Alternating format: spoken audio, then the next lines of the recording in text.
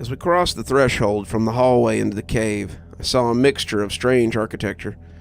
There were patches of cave extending into the end of the hallway, and the remnants of twisted metal and small areas of bright red paint still stuck to the area of the cavern wall. It seemed like the cave had grown organically into the hall and fused with it. I had no idea how this could have happened, but I figured the antimatter bomb had changed this world so drastically that now even the Earth itself might act as an unnatural and bizarre thing. Most of the soldiers had scattered into various places when they entered the Pit of Skulls. Only 2 stood guarding me, one holding each arm and forcing me forward into the sick green light that emerged from the cave. It twisted my stomach and made my head pound. I felt my mouth go dry and my heart race. Goosebumps rose on my skin, and I felt myself beginning to tremble uncontrollably, my teeth chattering, my hands reminding me of the tremors of an earthquake. General Matheson had gone, receding deeper into the Pit of Skulls. I wondered if I would see him again. I knew that if I was transformed, he would likely be a god to me. I would become just another mindless soldier in his vast army of abominations. As we went deeper into the cave, I saw that the green light seemed to be emanating from the walls, the floor, the ceiling, and from the cave itself. They came in rhythmic waves, strengthening and fading, giving everything a diseased look. The fused, half-cavernous setting continued to spread before me as I saw barracks rooms and large halls. I looked over at the first one I passed and saw a massive mess hall. A murmuring cessation seemed to hiss from the mess hall, where hundreds of soldiers in black uniforms sat down to eat. I looked over for a moment as I was dragged past, my ankle shrieking in pain as the soldier kept pressing me on towards my doom. With horror, I saw that the faceless, transformed soldiers ate human body parts, raw and sliced up, each on a tin plate. I could see parts of legs and arms, faces and cheeks, tongues missing, and much more evidence of the brutal and sickening mass cannibalism. From behind a serving window, I saw a pig-like man in a large chef's apron, his face round and pink, his nose bovine. He snorted and spat constantly as he used a meat cleaver to slice up more bodies. I saw blood splattering the ceiling and walls behind him as the cleaver thwacked down, splitting bone and slicing through flesh like butter. I felt like I had entered the ninth circle of hell. How could anyone live in this place? Who would want to cling to life in such a destroyed world or in such a ruined city as this one? But even as I looked on in absolute terror, I noticed that they could talk. They all seemed to talk at the same time, murmuring in low voices, their skeletal mouths moving up and down, the muscles underneath flexing and contracting. But it didn't sound like words by the time it reached me. It was more like the hissing of snakes combined with the rhythmic thwack, thwack, thwack of the meat cleaver behind it all. I saw those strange half-pigmen all over the cavernous compound. Sometimes they were hauling loads of emaciated dead bodies, naked men and women and children whose faces were all twisted into ethereal expressions of terror and agony. I saw marks of torture on many of the bodies, deep gouges that cut to the bone and burn marks on their faces and eyes. They took the bodies towards the mess hall and the kitchen behind it, snorting and grunting as they passed. My faceless captors frog-marched me past the den of nightmares, twisting my arms painfully behind me, forcing me to lean forward and stride fast. I wondered if Frankie was still alive, whether he too would be taken here to see the true nature of the Pit of Skulls. Then the corridor opened into a massive chamber with stalagmites and stalactites 30 feet long appearing up and down, sharp as spikes and thin as pencils. The walls seemed to shiver and vibrate as curtains of green light passed through, emanating from the floor and ceiling, swirling and moving in cylindrical waves. I saw cages staked to the sides of the walls, cages filled with naked, starving people. Some of them cried and wailed when they saw me, holding out their thin skeletal arms, like a child asking for its mother. Many of the others moaned in their cages, their eyes rolling, the sores on their bodies often infected and leaking. Large areas of discolored purplish bruises shone on many of the victims, and I even saw leg bones and arm bones poking through the skin, compound fractures that had turned necrotic and infected. Thousands of human captives lived in this place, and the green light illuminated every one and shone light into the darkest corners. The smell of sickness and death was overwhelming, so thick I could taste it. Behind the screams and moans of the tortured souls imprisoned here, I heard a distinct electrical humming sound, as if I were standing under high-volume power lines. I could see it rattle my bones and vibrate my chest. It was a powerful feeling, and it grew stronger as I went deeper into the chamber, past the last of the cages. The smell of ozone as we got further in became overwhelming. Faint odors of sulfur and mold mixed with it. My senses began to feel overwhelmed, and I wasn't even at the worst of it yet. In the middle of the chamber, I saw stone tables covered with blood. Some of it had long ago dried and darkened, but much of it looked fresh and wet, bright red pools that dripped from the sacrificial spots. It reminded me of an Aztec sacrificial altar. General Matheson stood next to one of the tables, holding a serrated, wicked-looking knife. Its blade looks like it was made of obsidian, a thin black handle with a glossy sheen curved out of a bone handle carved into the shape of a skull. He grinned when he saw me, his white marble face pulsating with an aura of that same green light. It seemed to embrace him, surround him, emanate from every pore as I drew nearer. The two faceless soldiers strapped me down to the table, putting a leather belt around my arms and legs and a gag in my mouth. Then General Matheson began to slowly lower the blade towards my face. "This is gonna hurt a lot, but that's part of becoming. All great men have had great suffering. This is an eternal law." I closed my eyes tightly, waiting for the blade to make contact, to begin skinning me alive, to rip off my face, and to begin to transform me into a monstrous soldier who would eat raw human meat and carry out atrocities without a second thought or any sense of emotion. "What do you think you're doing?" a voice hissed from the edge of the chamber. My eyes flew open and my head turned. I saw Forrest standing there, his bleached white skin given a green hue by the unnatural light of the chamber. "What business is it of yours, High Priest Forrest?" General Matheson asked coldly. "I brought this one here to this world," he screamed, his voice sounding inhuman and amplified as if echoed throughout the vast catacombs.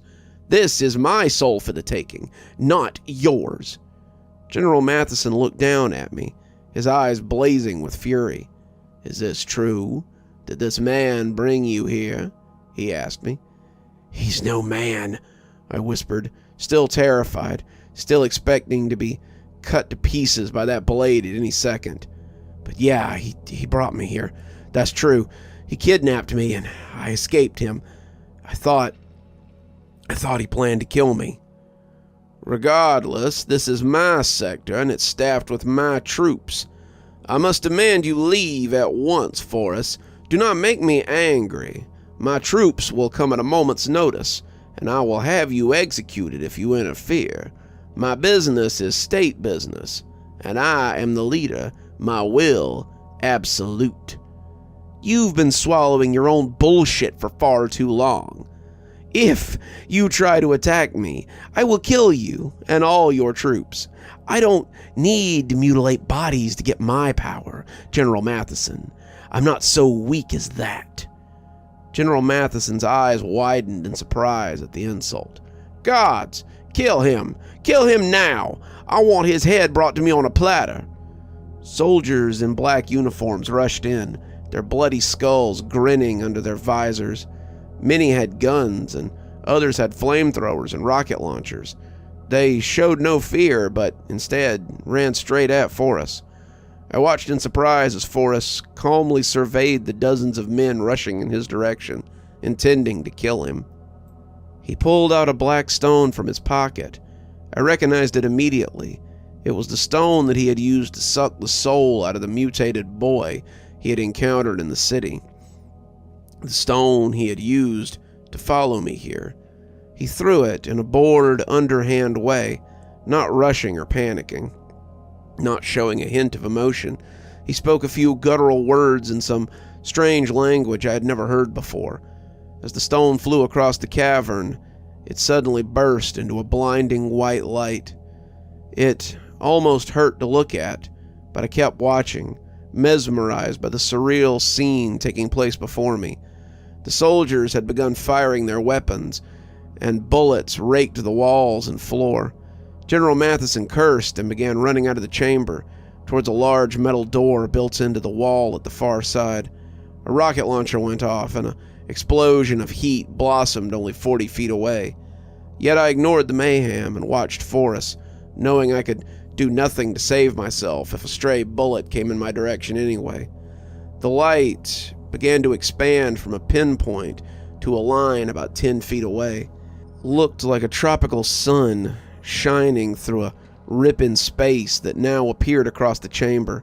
Strange tentacles reached out, groping blindly. They were a sickly dark shade of purple, with black razor-sharp spikes sticking out of the front, like the legs of a poisonous spider. The spikes clicked closed and open in fast rhythmic waves. The tentacles kept coming, 10 feet, then 20 feet. Then they were wrapping around the soldiers and squeezing hard. I saw the spikes bite into their skin and began to drain their blood from their bodies, probing and sucking as the soldiers' skeletal mouths opened in silent screams. Dozens of the tentacles flicked out, and soon Forrest stood alone amongst the alien appendages, reaching out from another dimension, looking at his handiwork and smiling. He seemed to have totally forgotten about me. More soldiers were streaming in by the second, firing guns and rockets and flinging grenades, but the tentacles would wrap around them and drain all the blood out of their bodies in a few seconds. The cacophony of explosions and heat and the lights made me flinch and turn away, and I trembled uncontrollably, feeling I would die at any second. I heard a soft whisper from right behind me. I nearly jumped out of my skin. Turning my head, I saw Frankie crouch there, holding a very sharp silver dagger. "We gotta get you out of here," he said, cutting at the leather bindings holding me to the table. "I know where we are now. The hallway that leads out of here is an intersection with Virden. I've never come down this far before, and now I think you know why." In a few seconds, he had freed me. I quickly jumped down from the table and followed him, looking back to see Forrest throwing another black ball into the air as hundreds of soldiers ran in from the mess hall and surrounding barrackses. Countless bodies littered the floor, and I saw at least 30 tentacles now reaching out, some of them stretching up into the ceiling or hundreds of feet down the hall. Shuddering, I followed Frankie. We passed room after room where half-pigmen sliced up bodies, hanging them from the ceiling like a hunter preparing a deer. I saw human skins lined up, discarded in the corner, flat and stacked one on top of another. I smelled roasting meat, and the delicious scent of herbs and spices floated out of the rooms. After running for 20 minutes without any trouble, I saw with fear that a group of the pigmen now moved down the hall, armed with tall axes and massive blood-stained meat cleavers. They snorted and began shouting when they saw me and Frankie. Frankie stopped, pulling out a silver dagger from inside his tattered clothes. He turned to me. "You ready to fight?" he said, a gleam in his eye. He gave me a grim smile, his scarred face twisting as the excitement of battle and the rising bloodlust took hold. I knew because I had the same rising feeling in my chest. "Stop!" the pigmen cried. "Surrender, or we'll slice you into pieces and feed you to the dogs." I reached for the revolver in my pocket, whipping it out. I knew I only had 8 bullets, and I counted the pigmen, a wave of adrenaline coursing through my body. Everything seemed to slow down, my reflexes quickening. In a moment, my mind told me there were 10. Well, that's no good, I thought to myself. I began firing, aiming for the head and heart. The pigmen rushed me, waving their weapons, a fanatical gleam in their small, squinting eyes. Their round faces were flushed and sweating, and even from here I could smell the body odor that surrounded them, like flies surrounding a carcass. The first one's head exploded in a mist of blood and bone splinters. He still ran for a few steps, his headless body following some random nerve impulse that still fired in his destroyed nervous system. Then his body collapsed, sliding forward, the meat cleaver sliding out of his opening hands. The second one I hit in the chest. He grabbed at his heart, his eyes widening as he fell to the side, tripping another one so he went sprawling, his large axe flying across the rocky floor. They kept coming and I kept shooting. I killed 7 and I wounded 1 who was dragging himself across the floor with a massive hole in his leg, a flood of blood coming out in time with his heartbeat. Then I heard the click of the empty chamber. The last 2 pigmen were now within a few feet of Frankie and me. With a roar, Frankie rushed forward. They swung their meat cleavers at his face and neck, but he ducked, slicing one across the abdomen. I saw his intestines and organs spill out in a waterfall of gore. In the same swiping move, Frankie raised the knife, expertly slicing the other across the neck. They both fell back, the latter choking on his own blood and writhing, kicking his feet and clenching his fist as he raised them in the air. "Come on," Frankie said, and we kept moving. The end of the hallway was in sight now, and I was grateful. "We gotta get out of the undergraves before the drums start." "What drums?" I asked, but he shook his head. "You're almost home, friend. The door to your world is right up ahead. Many others have come through there, too. Most don't return, though. Most of them die, but I try to keep those that I can find. I try to help my friends." How did you even get to me?" I asked. "I hid, and they didn't find me. I crawled under some machines in the corner. They took you out. I waited, and then I saw that really white man creeping down the hall, and I followed. Something in me told me that he meant trouble. Then I snuck in and did what I had to." He shrugged as if it were no big deal that he had saved my life, or maybe even saved me from a fate worse than death. At the end of the hall, I saw a wooden door with a huge blue daisy printed on it. It stood before me, chipped and old, and I opened it, finding a huge stone stairway rising up. It seemed to go on forever. I turned and hugged Frankie. "Thank you. You didn't have to help me, and you still did. Why don't you come with me? You don't have to live in such a nightmarish place as this." Frankie shook his head. I belong here. Here's where my family lived and where they died." I turned and closed the door, ascending the stairs for hours before I came to a shed. I found myself locked in. I stood at the door, knocking and yelling for hours before an old man came with a key and let me out. He didn't look surprised to see me or the endless stairs in his shed, but I think that's another story. I ended up finding myself over 1,000 miles away from where I first started on my way home from work. I had a tough time trying to explain to my family how I teleported that distance in a single night. I still have nightmares about that world, about that dead city. Sometimes I wonder if Forrest will come back for me. I can only hope he died in the battle with the undead soldiers. But late at night, when I'm falling asleep, I still see his face, and I wonder. You're still here. Thanks so much for joining us for tonight's spooky tale. If you'd like a little bit more spooky in your life, why not click on one of the videos that appears at the end of our story, or maybe head on over to one of our playlists where you can get your fill of spooky content. If you like your spooky a little more tactile, I've got a new book that's come out. If you'd like your own copy, there's a link below in the description where you can get your own copy of my spooky book. If you like what you see here on the channel and think you might like to support in a more monetized way, then why not come over to Patreon or become a member on YouTube? Speaking of, let's go ahead and thank our members now. Thanks to Civ Garstad and Unicorn Hollow for being our spooky ghost contributors. Thanks to Saikat, Lee Kendall, Janet, and Chris Kinsella for being our spooky skeleton tier contributors. And of course, thanks to Xaronan, Winter, Tyler Parker, Stephanie Carrington, Sarah ASMR, Hi Stacy, Emily Coltsfoot, and Cinnamon Fox, and Bella Lee for being our ghostly reader tier contributors. Thanks everyone. We just couldn't do the show without you. As I said, if you'd like to have your name read out at the end of every episode that I make, and maybe get a little more, come on down to Patreon and sign up, or become a member on YouTube. Ghostly Reader tier contributors get a book anytime I write one, which is usually about twice a year. So, what are you waiting for? Come on down and give it a look. And as always, thanks for stopping by. Dr. Plague, signing off. Have a wonderful evening.